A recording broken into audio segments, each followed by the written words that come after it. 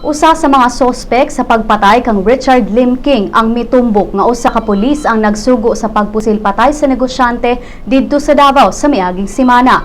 Matod sa sospek nga si Romel de la Serna nga niadtong Hunyo 12, ang kaubang sospek niini nga si Paul Dave Molina labang nakadawat og tawag gikan sa usa ka pulis ug gisugo kini sa pagpangita kang King sa opisina niini sa Barrio Obrero.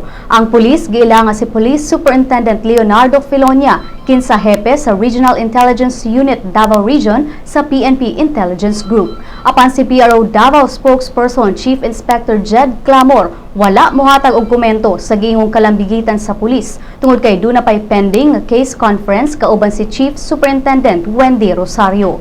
Niadtong Domingo, gisikop sa Special Investigation Task Group sila si Labang de la Serna ug igsuo niini si Rodel de la Serna, ang tulo ka sospek nga giingong Pulis Kawani sa Lord Firing Range sa Maa, Dakbayan sa Davao.